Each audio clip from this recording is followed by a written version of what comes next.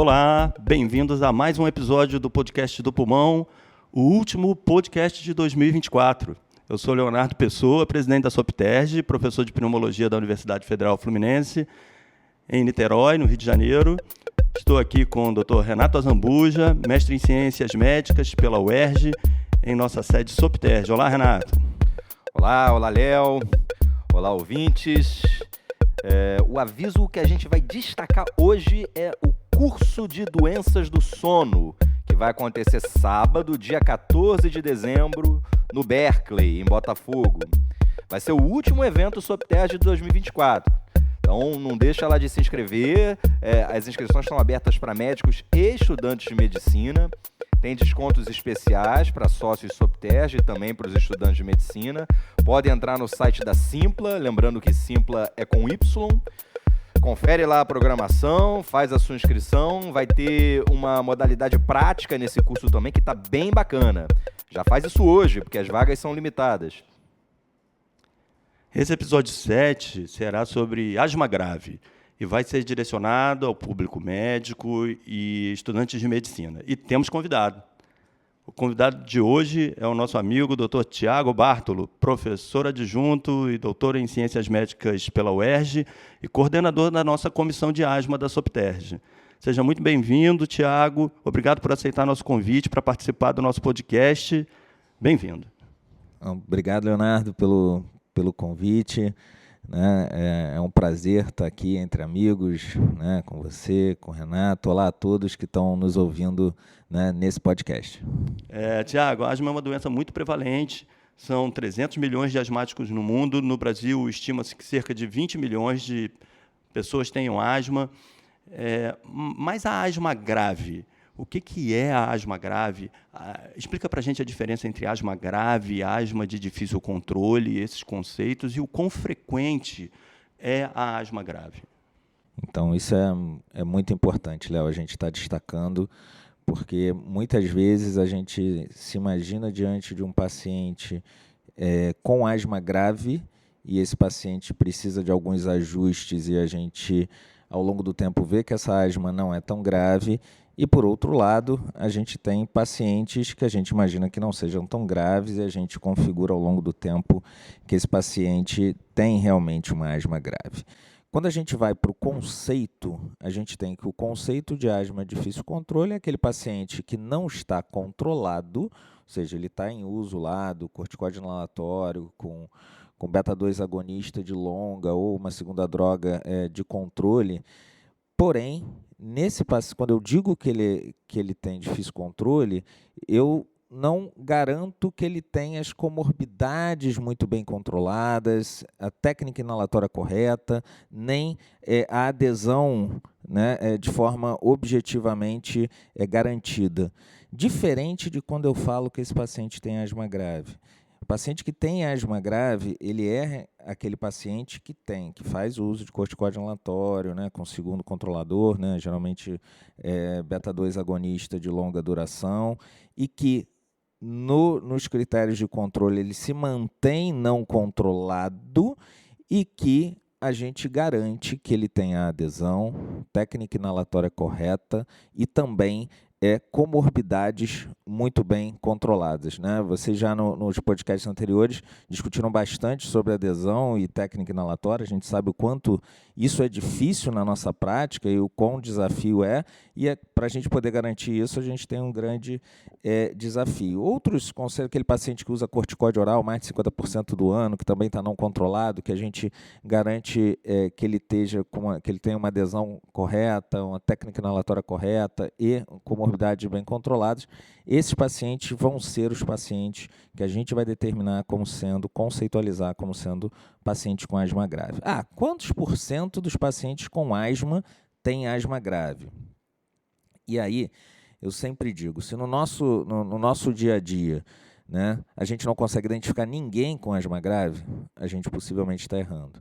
Se a gente tem, por outro lado, no nosso dia a dia, não tem dos pacientes que eu atendo com asma, 30%, 40% têm asma grave, muito possivelmente eu também estou errando, porque dependendo da literatura, em torno de 5 a 10% no máximo, né, 10% no máximo tem asma grave. Então, a gente vai sempre ter aquele percentual de pacientes que vão entrar nesse conceito e a gente tem que estar atento, né, porque a gente, né, às vezes identifica muito, às vezes identifica pouco. Isso vai ter uma implicação grande, porque a gente vai ter que ser bem assertivo nesse conceito quando a gente pensar, né, em fazer uso, né, de terapias para paciente com asma grave. Eu vejo no GINA, né, uma diferença em relação à dosagem de corticoide inalado ali nos diferentes steps, né, seja na trilha 1, seja na trilha 2. E aí ele vai colocar esses pacientes mais graves, os pacientes ali no step 5, né, na trilha 2, como paciente com dose alta de corticoide inalado.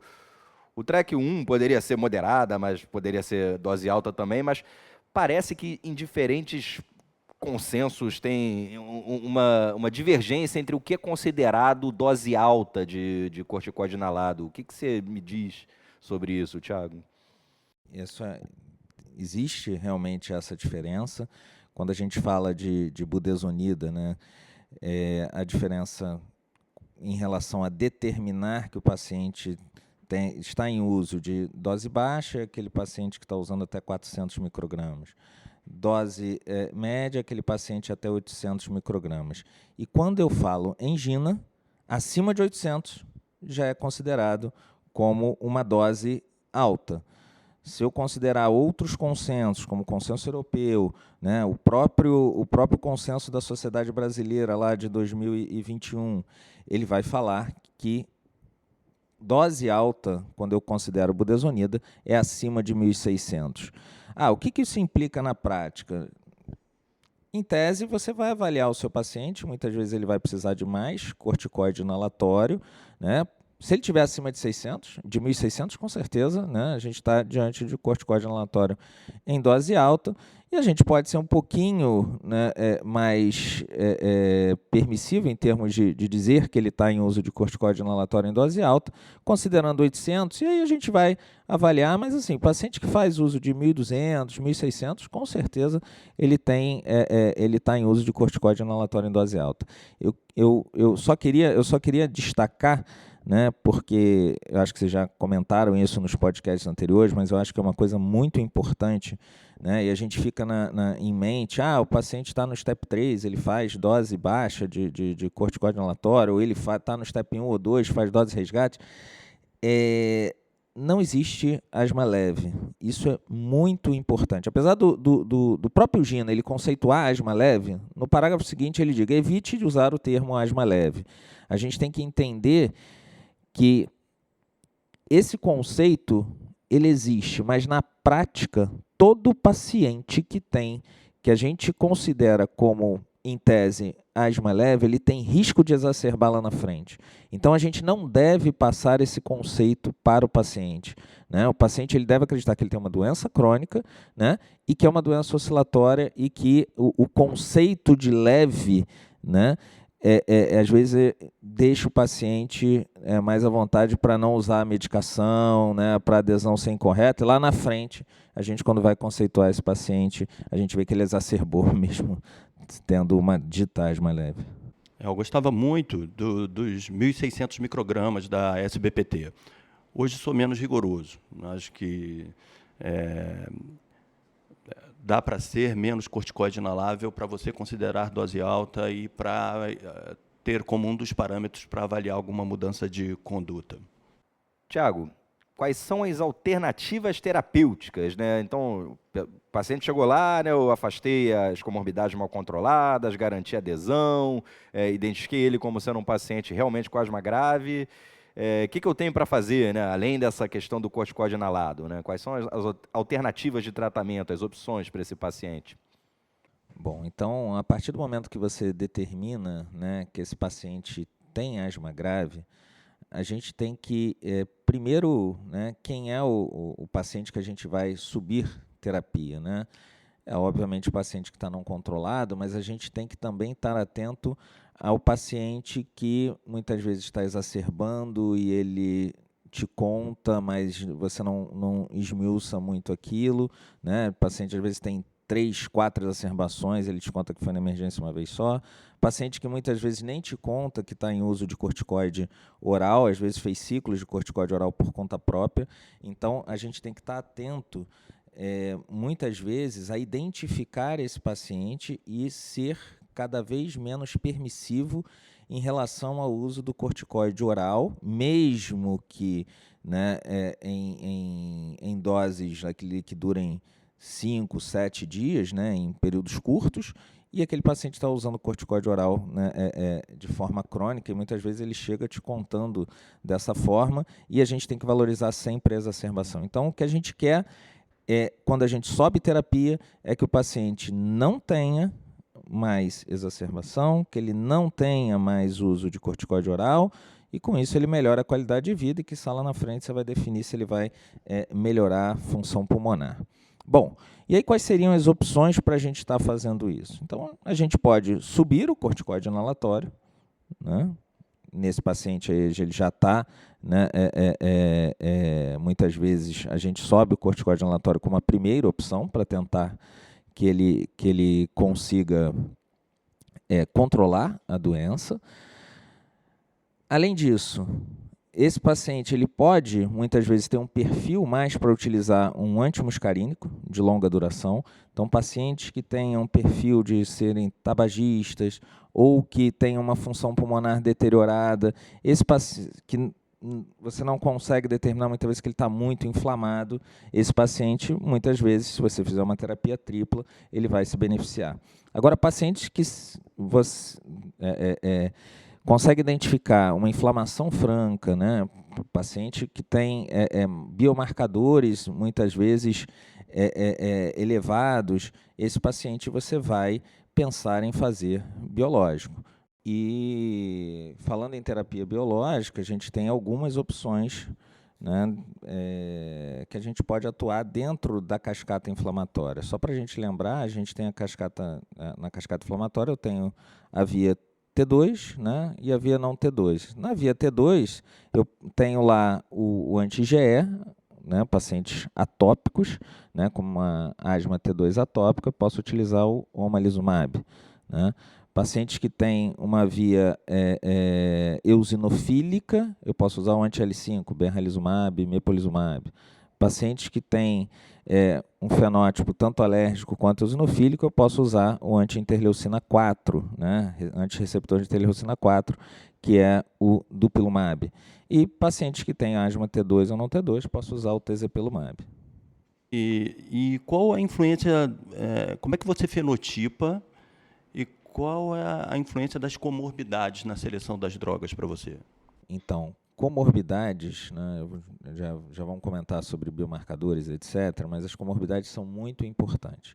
A gente sabe que existem comorbidades que influenciam o controle da asma, né, rinite alérgica, refluxo, né, comorbidades que estão associadas à inflamação T2, né, dermatite atópica, esofagite eosinofílica, polipose nasal, alergia alimentar. E a gente tem outras comorbidades que são importantes a gente estar caracterizando, principalmente como a obesidade, né? A obesidade é inflamação, inflamação gerando, né, inflamação de forma cinética quando eu falo de asma, né? Então, o paciente tem que ser muito bem controlado. Essas comorbidades elas vão influenciar na escolha? Vão, muitas vezes, porque principalmente quando eu falo de comorbidades T2, você tem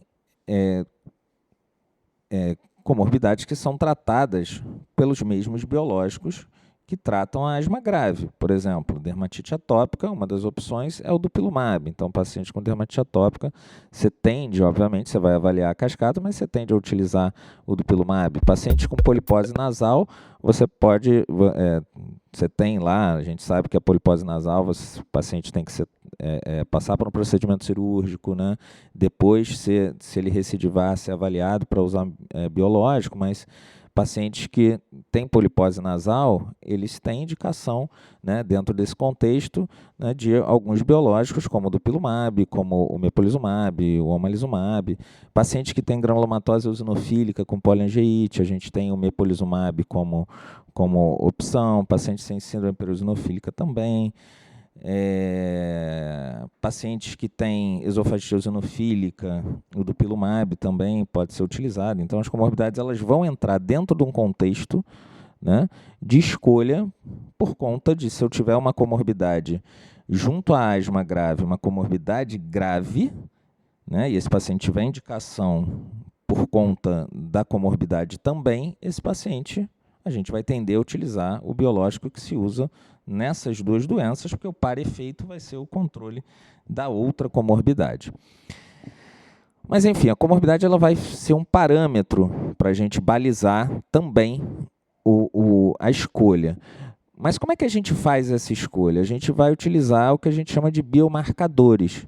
Os biomarcadores, eles, a gente, na prática, a gente vai ter o IgE, e o IgE total e o IgE aeroalérgeno, o eosinófilo sérico, né?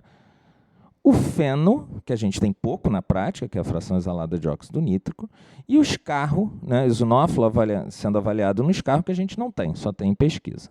Tá? Então, a gente vai considerar 3 principais biomarcadores, podendo, na grande maioria das vezes, utilizar 2 biomarcadores.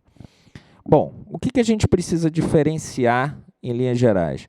Se esse paciente tem uma inflamação T2 ou não T2. Né?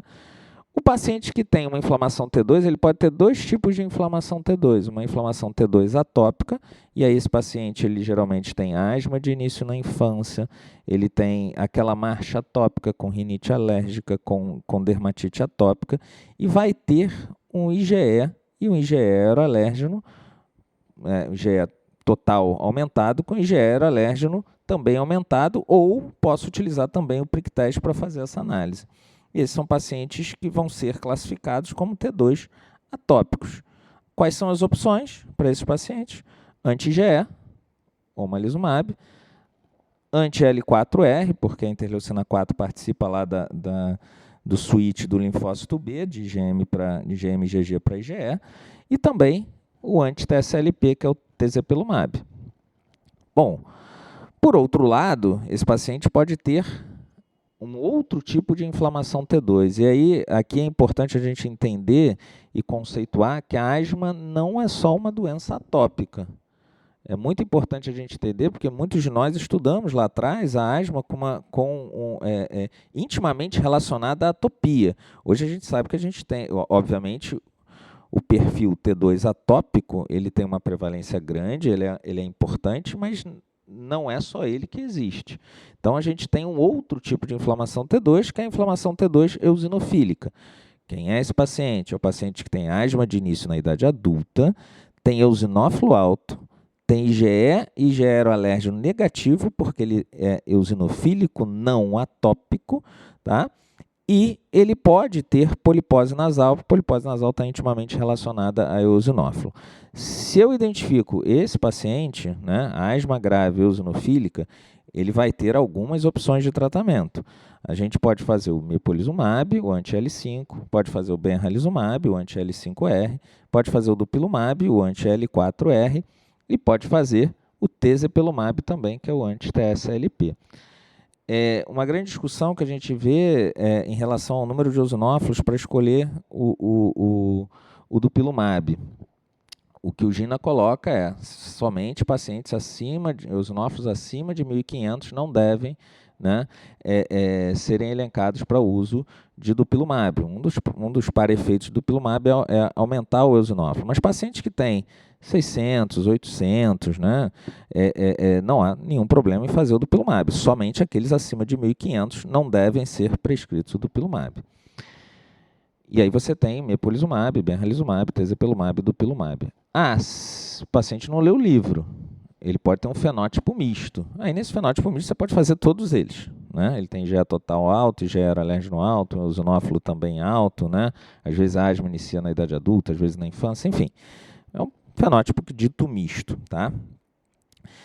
Por outro lado, se ele não tem IgE total aumentado, IgE aeroalérgeno aumentado. Não tem, aí é E, né? E não tem eosinófilo acima de 150. E não tem um feno aumentado, né? Se puder ter ele junto na propedêutica. E eosinófilo no escarro, não for maior que 2%, a gente não usa, né? Eu digo que esse paciente é não T2. Esse paciente não T2 é um paciente que eu preciso tratar uma comorbidade que é muito importante, que é a obesidade. Então, tratar a obesidade é igual a tratar a asma, né? Então, tem lá um mecanismo da interleucina 6, né, implicado também, porque a asma não T2 geralmente é uma asma neutrofílica. Quais são as outras opções? Posso fazer azitromicina? É uma opção. A azitromicina a gente sabe que é uma opção tanto em pacientes, né, eosinofílicos ou não eosinofílicos, mas que nesses pacientes, muitas vezes, a gente pode lançar mão de utilizar a azitromicina se esse paciente for muito grave. Existe algum biológico que a gente pode utilizar, né, para pacientes que têm asma não T2?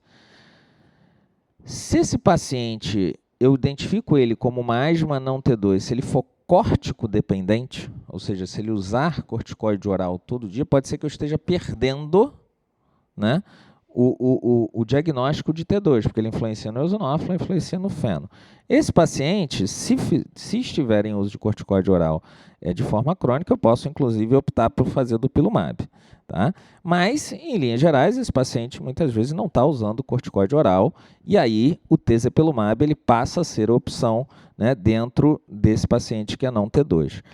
O tezepelumab em pacientes T2, né, tem uma resposta igual ao do não T2. O não T2 é um pouco menor, mas assim, é o que a gente tem hoje, né, é uma perspectiva, né, interessante no controle nesses pacientes não T2. Lembrando que o tezepelumab ele atua no TSLP, que é uma alarmina que participa tanto da inflamação T2 quanto da inflamação não T2. Num livro antigo do Harrison que eu tinha, que ele chamava esses asmáticos não T2, não atópicos, não eosinofílicos, de asma intrínseca, mas acho que é uma nomenclatura que caiu em desuso aí, né? É um termo antigo, né, que realmente caiu em desuso. Deixa eu te perguntar, todas essas opções são injetáveis, né? Como é que eles são feitos? É tudo subcutâneo? De quanto em quanto tempo tem que fazer? Como é que é isso? Quando a gente fala de biológico, todos eles são subcutâneos, né? Existe algum biológico que não é subcutâneo? O único biológico que não é subcutâneo a gente não usa no Brasil, que é o reslizumab, né, que é um anti-L5, que é intravenoso. No Brasil, todos os 5, são subcutâneos. E aí, cada um deles vai ter a periodicidade do uso, né? Quando eu falo, né, em anti-L5R, por exemplo, benralizumab, ele começa mensal, depois passa a ser, né, a cada 2 meses. Mepolizumab é mensal, dupilumab é quinzenal, né? Tezepelumab é mensal. O omalizumab, a gente tem que avaliar qual a dose a partir da dosagem do IgE e peso, aquela antiga tabelinha, né, que a gente sempre recorre a ela para calcular a dose, ver se a dose, quantas ampolas vai fazer e se vai fazer a cada 2 ou a cada 4 semanas. Só para o omalizumab, para os demais a dose é fixa, então? Para os demais a dose é fixa, tá? Então, o que a gente vai se preocupar em calcular dose é o omalizumab, o anti-IgE. E os pacientes sempre perguntam, né, que às vezes já ouviu alguém que fazia terapia biológica para alguma outra doença e que apareceu lá uma tuberculose, uma coisa assim, né? Esses remédios são seguros, Thiago? Assim, tem efeito colateral relevante aí, né? Então, essa é uma excelente pergunta, Renato, porque, e aí, muitas das mesas que a gente participa, né, essa pergunta ela surge pelo receio de a terapia biológica, né, ter que fazer, por exemplo, profilaxia, né, tratar tuberculose latente. E aí a gente vai lá na cascata inflamatória. Quando a gente fala das terapias biológicas para asma, a gente está atuando na inflamação T2. Tá? A inflamação T2 é uma inflamação que está associada à defesa contra alérgenos e também a defesa contra a imunidade que vai estar atuando contra infecções parasitárias. Não há o TNF, né, na inflamação T2, diferente que eu tenho lá na TH1, TH17, aonde você tem a participação do TNF. E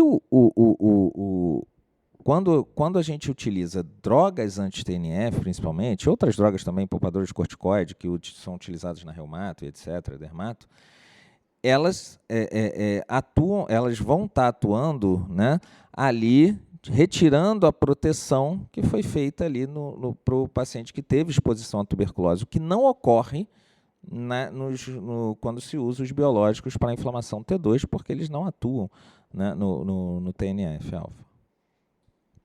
E fora isso, né, em relação a outros efeitos colaterais, esses pacientes a gente tem que estar atentos no momento da aplicação, isso é uma coisa também que é importante. Pacientes fazem reações cutâneas, muitas vezes, né, a grande maioria dos efeitos adversos são relacionados à própria aplicação, hiperemia local e etc. Esses pacientes fazem reação de hipersensibilidade grave com anafilaxia, né? Isso acontece com o omalizumab. As outras medicações elas não estão associadas, né, à anafilaxia. Porém, é sempre indicado para o omalizumab, a gente está sempre olhando, tá? Vai aplicar, a gente vai estar sempre olhando todas as aplicações. Para as outras medicações, é sempre importante, pelo menos nas 3 primeiras aplicações, a gente está ele está num centro de infusão, né, para que a gente possa estar acompanhando ele de perto, com o médico, com a enfermagem presente, para avaliar qualquer efeito colateral. Mas os efeitos colaterais são efeitos colaterais menores e todos eles mostram segurança a longo prazo, né? Estudos de segurança a longo prazo, eles trazem dados bastante importantes que deixam a gente à vontade para fazer uso da medicação. E é óbvio que qualquer medicação a gente vai estar acompanhando qualquer relato do paciente após o uso delas, mas em linhas gerais são drogas seguras. E o resultado, Thiago? Como é que os pacientes respondem, né, essas medicações assim, né? É sempre bom, né? Tem paciente que responde melhor, tem paciente que não. E qual é a melhor métrica, né, para eu avaliar quem respondeu bem, quem não respondeu? Então, hoje a gente tem um conceito que se chama remissão clínica, né? Antes a gente utilizava, né, a gente ainda utiliza, né, o conceito do paciente que é respondedor, né, não respondedor, super respondedor, onde a gente vai utilizar lá parâmetros em relação a quanto que ele reduziu de corticóide oral, quanto que ele reduziu de exacerbação, quanto que está melhor a qualidade de vida dele, mas nem todos vão ser super respondedores, tá? Então, quando a gente parte para o conceito de remissão clínica, que é aquele paciente que vai ficar, né? É um conceito ainda em construção, mas que em linhas gerais ele vai identificar o paciente que em 1 ano vai ficar sem uso de corticoides, sem exacerbação, com melhora da qualidade de vida e um quarto componente, quiçá, de melhora de função pulmonar. A gente chega ali na média de 25% a 30% dos pacientes atingem a remissão clínica, tá? Os outros pacientes eles vão atingir alguns componentes desses, né? Não vão exacerbar, não vão usar corticoide oral, né? Vão melhorar a qualidade de vida, e outros não vão atingir. Tá? E aí a grande pergunta, por que não atinge, né? Primeira ideia é que eu não tenha acertado na via preponderante de inflamação dele. Né? Era um paciente, às vezes, que era mais atópico do que eosinofílico, e eu, quando iniciei a medicação, né, não fui tão assertivo ali na melhor escolha. Por outro lado, a gente tem que entender que também os pacientes que são pacientes asmáticos, diferente dos pacientes que têm DPOC, os pacientes de DPOC têm falta de ar todo dia, né, que vai piorando. O paciente com asma ele tem uma falta de ar e a doença, por si só, conceitualmente, ela é uma doença de padrão oscilatório, né? A variabilidade é o conceito principal da asma. Então, esses pacientes muitas vezes variam, né, os sintomas. E quando você introduz uma medicação, né, biológica, ele tende a retirar, muitas vezes, a medicação inalatória. Então, a gente tem que voltar lá atrás. Tem adesão? Tem técnica inalatória correta? Né, as comorbidades estão bem controladas? Isso podem ser fatores que vão estar influenciando nessa resposta à terapia. Então, a gente tem que ter a ideia de que a gente vai estar propondo uma terapia para esse paciente, onde a gente tem que estar ciente de que nem todos, né, vão ter a sua asma absolutamente controlada. Na grande maioria das vezes, esse paciente ele vai melhorar a qualidade de vida dele, né? Um desses componentes ele vai ser atingido. Alguns vão ter todos eles atingidos e alguns outros a gente não vai conseguir fazer o controle dos sintomas e vai ter que rever. Mas é muito bom ouvir 25%, 30% de pacientes com remissão enfatizando que a gente está diante de um grupo de asmáticos graves. Tinham suas vidas comprometidas, qualidade de vida comprometida, gastos com inúmeras medicações, e isso é um resultado que prova que é uma revolução, a gente está vivendo o futuro, né? Você tocou nesse ponto, né, do paciente diminuir ou até tirar o corticóide inalado, né? Isso ia ser a próxima pergunta que eu ia fazer, né? Uma vez que ele está controlado ali com biológico, o que eu faço com o resto do tratamento, né? Eu posso ali fazer o step down, posso suspender as outras medicações, né? Tem uma ordem, né, de que medicação, né? Imagino que tirar o corticoide sistêmico, mas se está ali com lama, né? Primeiro diminuo o corticoide inalatório, ou primeiro tiro lama e depois mexo no corticoide inalatório? Então, algumas coisas que são importantes. Primeiro, a terapia biológica ela é sempre add-on, né? Até o momento, né? Isso vem sendo discutido, enfim, mas, em tese, a terapia é add-on. Ou seja, você faz uso de medicações inalatórias e adiciona o biológico. Tá? Esse paciente ficou muito bem, entrou em remissão. Qual é o meu objetivo hoje? É que ele fique com corticoide inalatório em dose média, com LABA, com beta-2 agonista de curta duração, e o biológico. Então, ele é o paciente que, se fizer a terapia tripla, eu vou tirar o LAMA. Se ele fizer corticoide inalatório em dose alta, eu vou tentar reduzir esse corticoide inalatório. Qual é? Até onde eu vou chegar? Né? Corticoide inalatório em dose média com LABA, associada ao biológico. Os estudos, né, inicialmente, os estudos pivotais de todos esses biológicos, muito provavelmente não imaginavam que a gente fosse atingir 30% de remissão, né, onde as respostas fossem muito boas, né, e aí é importante também a gente tem que enfatizar, né, que o conceito de remissão nosso, muitas vezes, para o paciente é diferente, né?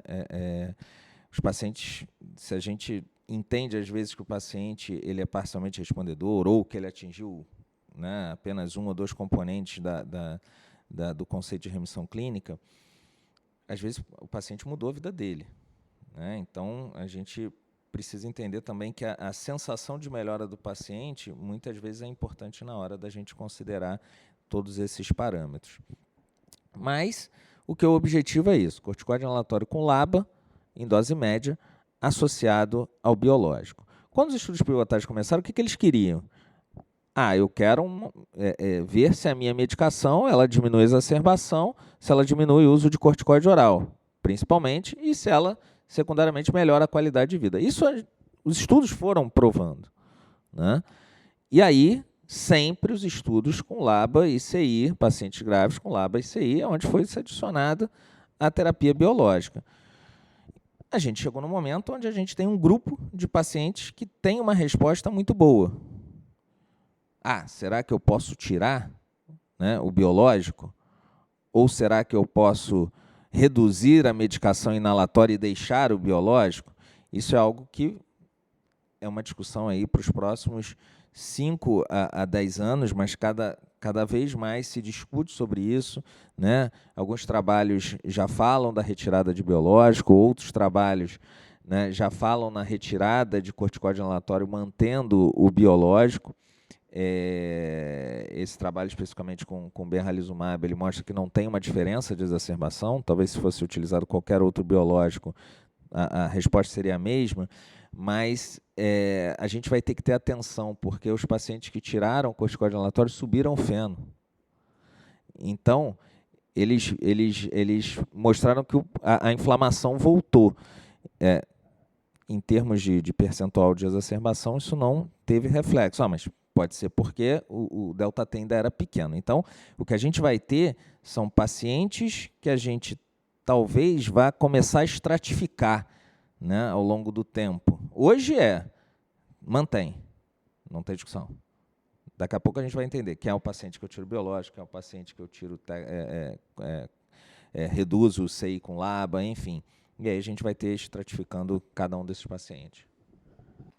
Uma paciente que eu estou lembrando aqui, que foi um caso bem interessante, que foi uma paciente que teve diagnóstico depois de adulta e veio com uma asma avassaladora, foi fazendo step-up, e era super rigorosa na adesão, na técnica inalatória, fazia tudo direitinho e não melhorava. E acabou que entrou dupilumab, ela fez dupilumab, tinha sinusite com polipose também, e respondeu maravilhosamente bem. Ela já está há mais de um ano em remissão. A asma ficou zerada mesmo, mas a sinusite não. Ela continua sintomática em relação à sinusite. Então, por um lado, eu fiquei pensando até em fazer a retirada, porque a asma dela, de fato, sumiu.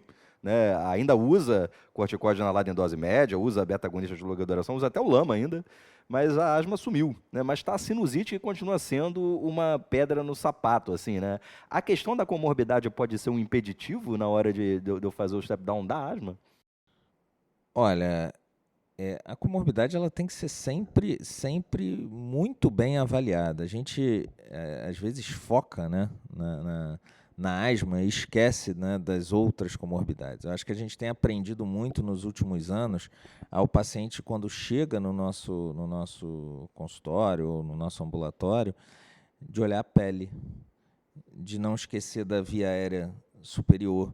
Né? Hoje a gente entende como uma via aérea única. Né? Então, o paciente tem rinite, tem polipose, tem asma. A gente perguntar sobre alergia alimentar, são coisas importantes, dados importantes que vão fazer a gente entender, né, tanto na indicação quanto na avaliação se eu vou tirar ou não vou tirar. Por exemplo, essa paciente que você colocou, ela está lá com anti-L4, né, está com dupilumab. Né, a gente tem que conversar com o otorrino para ver qual é a perspectiva dele. Será que tinha muito pólipo e reduziu? Ela ainda tem uma certa anosmia? Melhorou, não melhorou? Mas, obviamente, isso pode ser um determinante, né, para você pensar em mudar a terapia. Eu acho que as comorbidades ela abrem espaço para a gente se voltar a sair um pouquinho da nossa zona de conforto pulmonar e olhar, né, mais plenamente, né, a questão clínica do paciente, e também abre espaço para multidisciplinaridade. Então, é muito importante a gente conversar com as outras especialidades e, muitas vezes, decidir junto. Né? Então, será que a gente recebe muitos pacientes lá na UERJ da dermato? Então, na hora de escolher, muitas vezes a gente conversa com o serviço da dermatite atópica. Esse paciente é grave para utilizar o dupilumab ou não, ou isso não vai fazer diferença para ele. Né? E na hora de fazer o step down também é sempre importante ter essa conversa.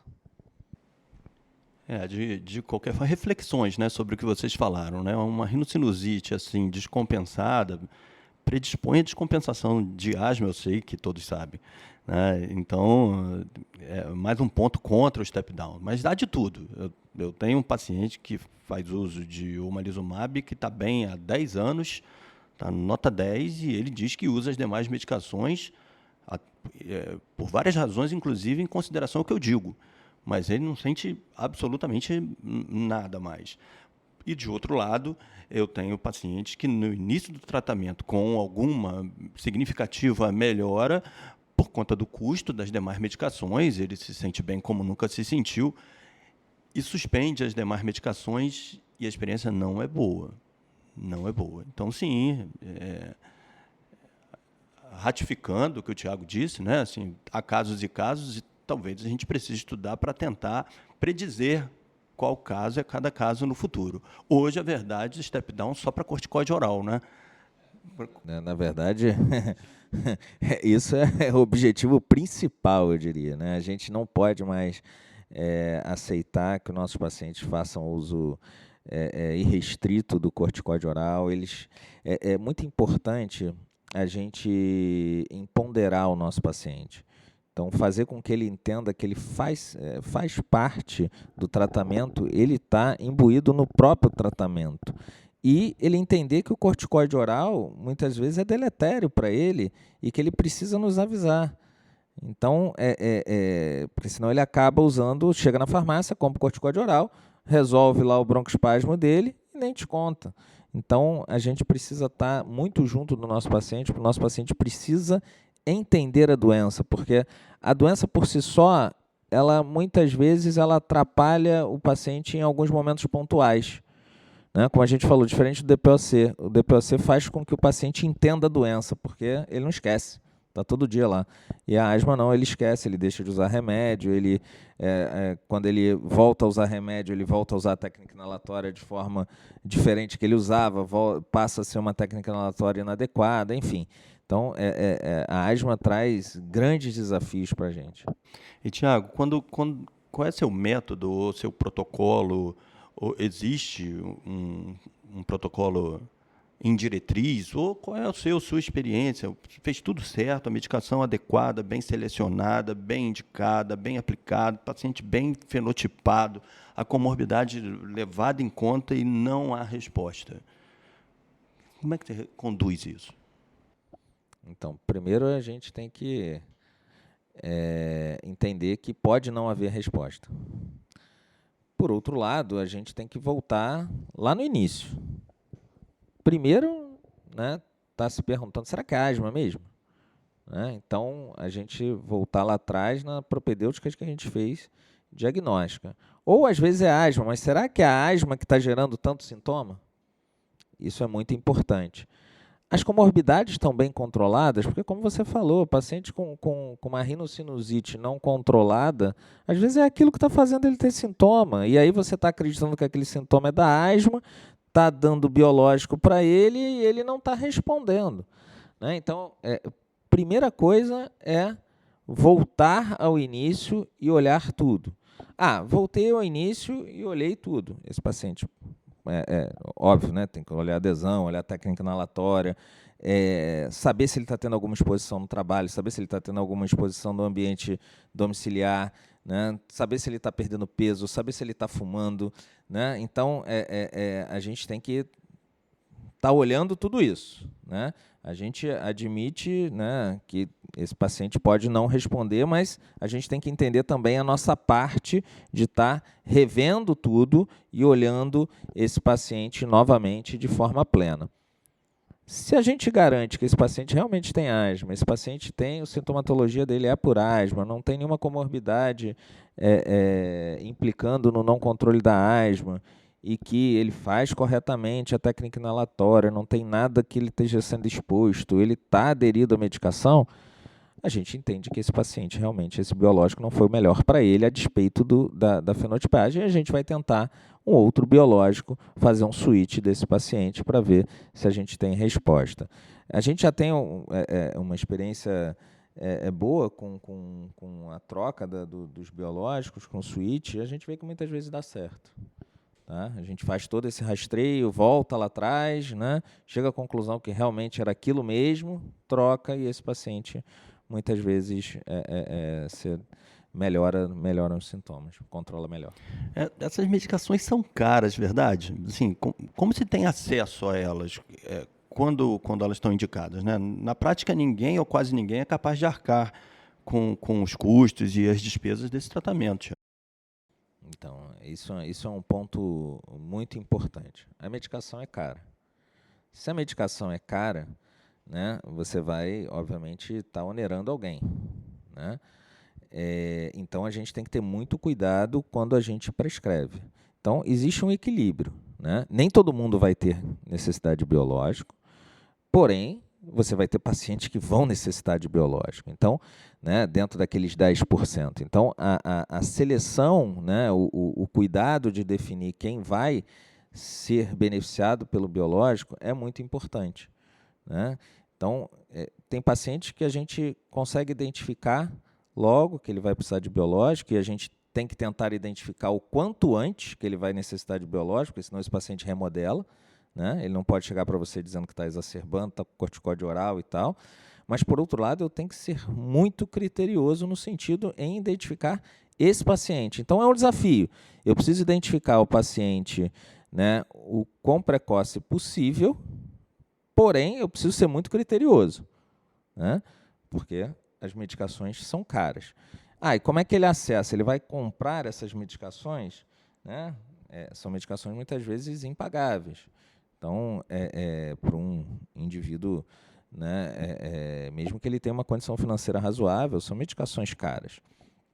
Hoje a gente tem a facilidade de ter, né, o PCDT, né, que fala sobre, que divide em asma alérgica e asma eosinofílica, naquele padrão T2. Então, pelo SUS você consegue, né, ofertar para o seu paciente com asma atópica, asma alérgica, o omalizumab, e o paciente com asma eosinofílica, o mepolizumab. Quando a gente fala de operadoras de saúde, né, você tem lá a DUT, que permite hoje você fazer a escolha dos 5 biológicos. Então, esse paciente ele vai ter, obviamente você vai ter que gerar um laudo detalhado, bem criterioso, né, demonstrando lá que ele é o atópico ou eosinofílico, que ele exacerba, que ele está, né, muitas vezes tem necessidade de uso de corticóide oral, e tanto a operadora de saúde quanto o Estado vão fornecer essa medicação. Então, é um grande equilíbrio, é um desafio de equilíbrio, né? Eu não deixar de prescrever para quem precisa e, por outro lado, eu não prescrever demais, né, dando medicação para quem não precisa. Tá? Então, acho que é isso. Muito bem, Thiago. Só agradecimento e prazer ter você aqui. A gente deixou escapar alguma coisa, algum assunto? Você que tem essa expertise na asma grave, deixamos de fazer alguma pergunta? Esteja à vontade para as suas considerações finais. Bom, primeiro um prazer estar aqui, né, conversar, né, com vocês dois, são grandes amigos, né, e a gente poder estar conversando um pouquinho sobre esse tema que eu adoro bastante, que é a asma grave. Eu acho que a gente conversou bastante, né, levantamos os principais pontos. É óbvio que a gente tem outros pontos que a gente poderia estar destacando aqui, mas eu acho que a gente conversou sobre como é que a gente identifica o paciente, como é que a gente evolui em termos de tratamento, como a gente escolhe, né, se for o caso de fazer um biológico, como é que a gente escolhe, e as nuances relacionadas a isso. Então, hoje a pneumologia mudou, né? A asma foi a pioneira nisso, né, no sentido em trazer terapias que atuam na inflamação. Hoje a gente já há discussão, né, a gente já tem terapias disponíveis para DPOC, cada vez mais vão DPOCs eosinofílicos, né? Cada vez mais vão aparecer medicações biológicas, né, bronquiectasia, né, mais medicações para asma, mais medicações para DPOC. A gente vai começar, né, a ver o paciente como paciente, tratar aquela inflamação e não só a broncoconstricção, como a gente tratava antigamente nas diversas doenças. Então, eu acho que essa discussão aqui ela é muito válida, porque é o futuro da pneumologia, é o que a gente vai passar a discutir ao longo dos próximos anos. É óbvio que algumas doenças nesse momento não têm perspectiva, né, de de uso do biológico, mas para as doenças que vão ser elencadas trazendo dados positivos, a gente muito possivelmente vai ter um melhor controle dessas doenças, né, nos próximos anos. Muito obrigado mais uma vez, foi um grande prazer. Nós que agradecemos, Thiago. Nossos agradecimentos também ao Dr. Fernando Azevedo, que é o coordenador da nossa comissão de sono, que está muito empenhado, trabalhando para que nós possamos oferecer um curso de doenças do sono muito especial para vocês. Abraço à professora Ângela Nani e ao Dr. Matias do Regaray. Renato, obrigado pela parceria, por mais um episódio. Eu que agradeço. E agradeço a você, ouvinte, que ficou aí com a gente aí nesse episódio. Aí. Espero que você possa ter aprendido aí com o Thiago, tanto quanto eu aprendi. E assim, aprendendo, né, não deixa de compartilhar com outros colegas médicos esse episódio. Pode comentar, colocar dúvida que você tem aí também, né? E se inscreve aqui no canal, que isso ajuda, né, o canal a aparecer mais. E ativa o sininho para você ser informado do lançamento de cada episódio novo que a gente coloque no ar. Obrigado, então, a todos que nos acompanharam em 2024. Abraço forte para todos, um Feliz Natal e um próspero 2025 para vocês. Força e sabedoria nos desafios que sempre vêm, mas, sobretudo, muitas alegrias e muita paz. Até o nosso próximo episódio. Até lá. Abraço para vocês.